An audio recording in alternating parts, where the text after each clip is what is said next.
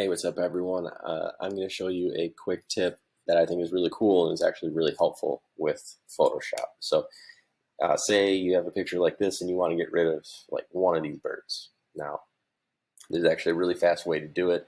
You just have to have a background that is pretty clean, and I would say this one is pretty good. It's just clouds and sky, and um, it's pretty smooth. So, if you had like a pattern underneath this, it'd be harder, but this is good to go. So take one of these tools, either the rectangle uh, select or the circular select or the Polygon Lasso tool, one of these, and go ahead and select one of these birds. I'm going to use the rectangle one. Just go like this. And go to Edit, Fill. Okay, this is the process now. Edit, Fill after we have the bird selected.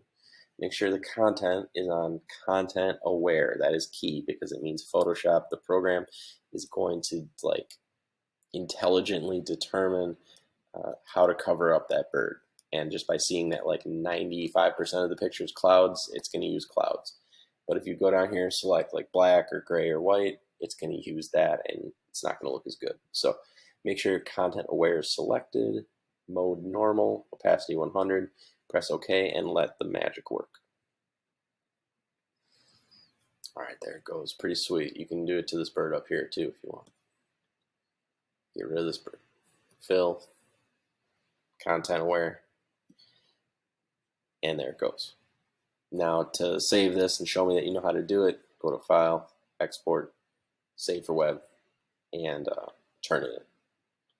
Same thing here with the dotted balloon, but I'm going to challenge you to use a different kind of selection method. Maybe it's the circular one. Check this out. This one might take a little more practice, but you can start up here, click and drag. In your circle, you want the whole thing selected. Do the same technique, edit, fill, content aware, press OK. There it goes.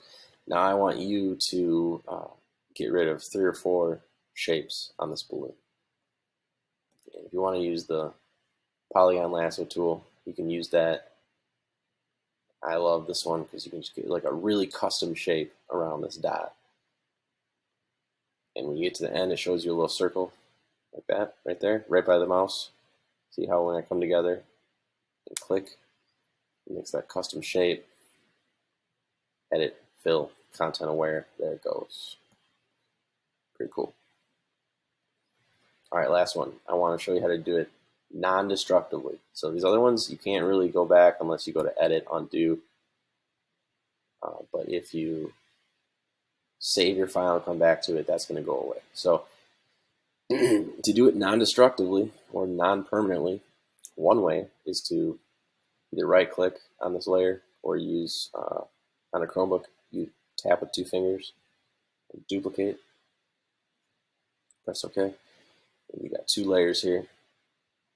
And now with the 2 layers, you could do a fill here, fill content aware. There it goes. And it's not perfect. As you can see, the little crack here didn't quite make it all the way up, but it looks fine to me. It still looks really good. But now look, you can press the eye tool on and off, and all I'm doing is taking away that top layer, and now you have both options here in case you want to go back. You may not ever go back, but at least you have the option. All right, save all those pictures by exporting, saving for web, and make sure they're JPEGs. Turn those in right on the assignment.